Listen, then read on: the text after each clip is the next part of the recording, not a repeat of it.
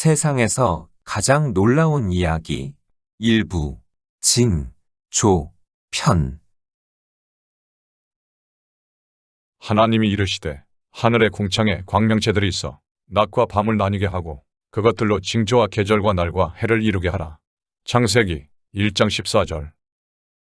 챕터 6 휴거 이야기.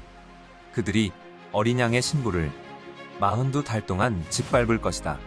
앞서 이야기한 위의 말 때문에 혼동이 시작된 분들이 있으실 것입니다. 특히 눈 빠지게 주님을 기다리는 분들이 말이죠. 42달 짓밟힌다니 그렇다면 전 3년 반 동안 주님의 공중강림이 없단 말이냐 라는 생각을 하게 되는 것이죠. 하지만 그것은 오해입니다. 어린 양의 신부들의 운명은 두 가지로 나뉘어집니다. 데려가는 자, 버려지는 자. 그러므로 기어 있으라. 집 주인이 언제 올는지 혹 저물 때 일는지 밤중일는지 하루 때 일는지 새벽일는지 너희가 알지 못하니 그가 후련히 와서 너희가 자는 것을 보지 않도록 하라. 기어 있으라. 내가 너희에게 하는 이 말은 모든 사람에게 하는 말이니. 마가복음 13장 35절에서 37절 말씀. 위의 성부는 초대교회의 성도들만이 대상이 아닙니다. 바로 지금의 구원받은 모든 사람들에게도 하신 말씀이죠. 주님은 왜 깨어 있으라고 강조를 하셨을까요? 구원받으면 휴거는 프리패스라고 믿던 사람들에게는 불안한 느낌을 주는 성부인 것입니다. 깨어 있으라고 하신 이유는 다음의 성부에 나타나 있습니다. 두 여자가 매톨질을 하고 있으며 한 사람은 데려가고 한 사람은 버려둠을 당할 것이니라. 그러므로 깨어 있으라. 마태복음 24장. 앞의 성구는 깨어있지 않으면 버려짐을 당한다는 뜻이 분명한 예수님의 경고입니다. 지금 대부분의 성도들은 휴거의 시점을 다음과 같이 생각하고 있습니다. 하지만 위의 생각은 오해라는 것을 알고 있는 사람들이 있습니다. 데칼코마니의 존재를 알고 있는 사람들이죠. 이미 7년 환란에 들어서 있다는 누구도 부정 못할 물적 증거. 데칼코마니. 저는 이것을 다음과 같이 부릅니다. 아버지의 심판 설계도 많은 성도들의 예상과 달리 어째서 7년 환란에 들어섰는데도 휴거가 아직도 일어나지 않았을까요? 그것은 바로 알곡과 쭉정이를 갈라내는 키질이라는 숨어있는 스케줄이 존재하기 때문입니다. 키질의 도구는 이것입니다. 코로나 백신. 깨어있는 자는 주님이 오시면 문을 열어드리려고 안 자고 기다리는 종을 뜻합니다. 너희는 마치 그 주인이 혼인 집에서 돌아와 문을 두드리면 곧 열어주려고 기다리는 사람과 같이 되라. 주인이 와서 깨어 있는 것을 보면 그 종들은 복이 있으리로다. 누가복음 12장 36절 말씀. 이들은 하나같이 하나님의 나라와 의를 구하는 사람들이며 온통 정신이 하늘에만 가 있는 사람들입니다. 이 사람들은 백신이 처음 나타났을 때 이것의 수상함을 단번에 알아봤지요. 알곡이기에 분별의 눈을 받은 사람들인 것입니다. 하지만 대다수의 목회자와 성도들은 팔을 걷어붙이고 열심히 주사를 맞아댔습니다. 그 이유는 그들의 눈이 땅을 향해 있었기 때문입니다. 백신을 안 맞으면 받는 제재가 싫었기 때문이죠. 그들의 직장을 잃는 것도 싫었습니다. 분별의 눈을 받은 자와 분별의 눈을 못 받은 맹인들. 이들이 바로 알곡과 쭉정이들입니다. 손에 키를 들고 자기의 타작 마당을 정하게 하사 알곡은 모아 곳간에 들이고 쭉정이는 꺼지지 않는 불에 태우시리라. 누가복음 3장 17절 말씀. 그것이 다음 성구의 비밀인 것입니다. 내가 나의 인내의 말씀을 지켰은즉 내가 또한 너를 지켜 시험의 때를 면하게 하리니 이는 장차 온 세상에 임하여 땅에 거하는 자들을 시험할 때라. 빌라델비아 교회에게 주신 서신. 하지만 저는 추측합니다. 휴거가 있기 전까지는 아직은 은혜의 때입니다. 눈이 멀어 백신을 접종했더라도 아직 늦지 않았다고 말이죠. 그는 분명하게 외치고 있습니다. 앞으로 심판의 시간이 오니까 정신 차리고 하나님께 경배하라고 말이죠. 이 말은 7년 환란의 첫째인과 둘째인은 본격적인 심판이 아니었다는 뜻입니다. 회개하고 돌아오면 아직은 기회가 있습니다. 이것은 짐승의 표는 맞지만 후 3년 반에 666이 아니기 때문입니다. 그 증거가 다음의 내용입니다.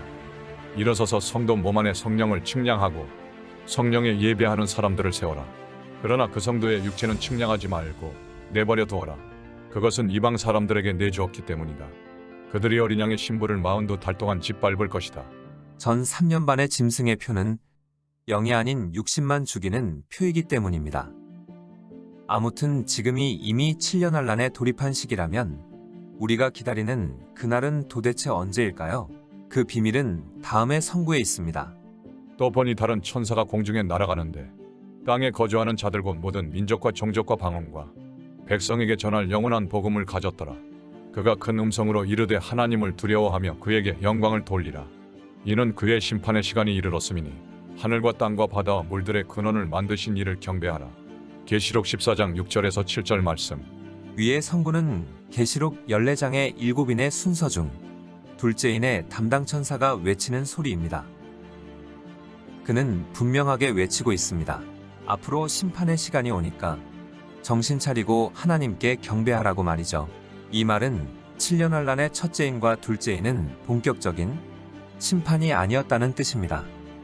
그렇다면 본격적인 심판이 언제인지 답은 하나입니다. 내가 나의 인내의 말씀을 지켰은즉 내가 또한 너를 지켜 시험의 때를 면하게 하리니 이는 장차 온 세상에 임하여 땅에 거하는 자들을 시험할 때라. 빌라델비아 교회에게 주신 서신. 저는 생각합니다. 우리가 기다리던 신랑의 공중 강림은 고지라고 말이죠. 이 이야기를 하는 오늘은 2022년 5월 23일입니다. 그분 곧 오십니다. 챕터 7 10월 2일의 비밀. 그러나 그날과 그때는 아무도 모르나니 하늘의 천사들도 아들도 모르고 오직 아버지만 하시느니라. 마태복음 24장 36절 말씀. 위에 성구를 손에 들고 날짜를 언급하면 이단이다라고 판단을 먼저 하는 분들 때문에 이 발언을 마지막으로 미뤘습니다. 고정관념의 발동으로 이 책에 대한 신뢰를 먼저 버릴 분들이 있을 가능성이 많기 때문이죠. 위 성구를 성경에서 찾아보십시오. 그 전후의 내용을 보면 여러분은 알게 되실 것입니다. 위의 성구는 휴거, 즉 공중 강림 때를 말하고 있습니다. 지상 재림의 때가 아닌 것입니다.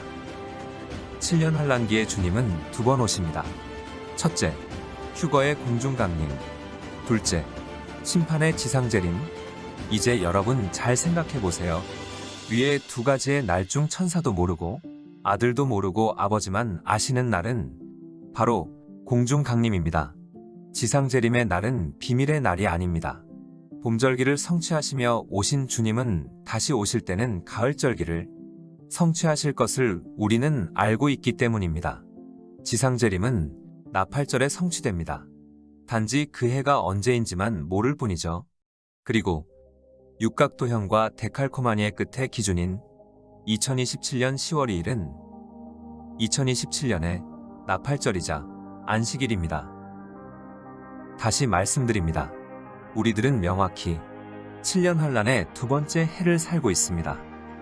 에필로그. 이 책을 읽고 저에 대해서 궁금한 분이 있으실 것이 예상되어 저에 대해 간략히 제 소개를 하겠습니다. 저는 30년 전 교회를 떠나 혼자서 성경을 읽으며 거듭난 가나안 성도입니다. 평신도이죠. 하지만 성경을 수백 번 읽은 평신도입니다. 자랑을 하고자 말하는 것이 아닙니다.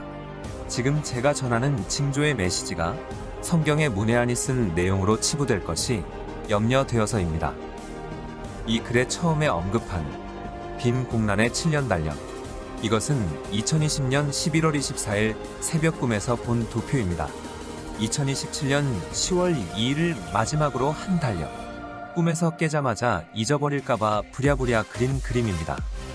지금 하는 말은 아버지 앞에 맹세코 거짓말이 아닙니다. 당시에 그림을 그려놓고 쓴 포스트가 있습니다. 또한 처음부터 말세 특집을 지켜봐 주신 증인은 수백 명이죠. 제가 게시 비슷하게 받은 것은 앞에 7년 달력 이것 하나만이 유일합니다.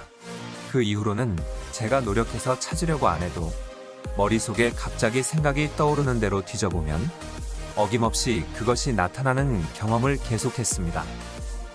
1년 7개월간 고구마 줄기처럼 발견이 발견을 끌고 계속 튀어나왔습니다.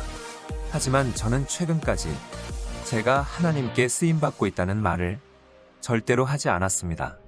저 역시 제가 왜 이런 발견들을 하고 있는 건지 전혀 이해가 되지 않고 어리벙벙했을 뿐이고 저 같은 사람을 쓰실 이유가 없다고 생각했기 때문입니다. 하지만 지금에 와서야 조금씩 제 생각을 말씀드리고 있습니다. 제가 쓰임받고 있는 것 같다고 말이죠. 그렇지 않고서야 저 같은 맹한 사람이 이런 발견들을 할 수 있을 리가 없기 때문입니다. 저는 천문을 전혀 모르던 문외한 이였습니다. 잘 보세요. 제가 위에 발견을 해나간 시리즈의 이름은 말세 특집입니다. 지금은 420회를 넘어간 그 말세 특집의 첫 회를 쓴 날이 며칠일까요? 바로 2020년 10월 2일입니다. 신기하죠? 이 책에 쓴 내용은 그간 발견한 모든 내용의 일부일 뿐입니다. 네이버 카페 예수님을 기다리는 필라델비아 신부들의 말세 특집 시리즈 카테고리에 그동안 발견한 모든 내용이 있습니다. 이 책에 언급하지 못한 7년 환란 중에 벌어질 계시록의 거의 모든 비밀과 타임라인이 풀려있음에 많이 놀라게 되실 것입니다. 꼭 찾아보시기 바랍니다. 일부에서 하고 싶은 이야기가 더 많았지만 지면의 한계 때문에 발견한 많은 것을 이야기 못한 아쉬움이 많습니다. 읽다가 타임라인에 대해 궁금한 점은 아래에 이메일로 문의주세요.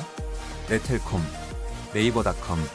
아직 휴거 전이라면 단메일을 드릴 수 있을 것입니다. 이 책자는 무료로 배포하고 있습니다. 자신의 지인들에게 알려주기 위해 필요하신 분은 이 책 맨 뒤의 내용을 참조하여 신청 바랍니다. 교회 성도들을 위한 대량 주문 환영합니다. 토막 지식. 모든 성경의 연속에 숨어있는 예언의 산봉우리. 성경의 모든 예언은 모든 시공간이 현재이신 하나님의 시점을 통해 환상으로 본 것들을 예언자들이 기록한 것입니다. 인간의 두뇌로는 그 사건들 사이의 시간적 차이를 감별하지 못하기에 한 문장 안에 여러 시대의 사건들이 섞여져 있었고 지금의 성경학자들이 타임라인의 혼동을 계속 겪어왔던 것입니다. 지금까지 잘 보셨나요? 세상에서 가장 놀라운 이야기는 여러 편으로 나뉘어져 있습니다. 나머지 이야기들이 궁금하신 분들은 네이버에서 예수님을 기다리는 필라델비아 신부를 검색하시면 됩니다. 그 전에 지금은 깨어나셔야 합니다. 주님께서 곧 오시기 때문입니다. 저희 모두는 이 영상을 통해서 한 영혼이라도 깨닫고 주님께 구원받기를 원합니다. 그것이 모든 영혼을 향하신 주님의 놀라우신 계획이자 사랑입니다.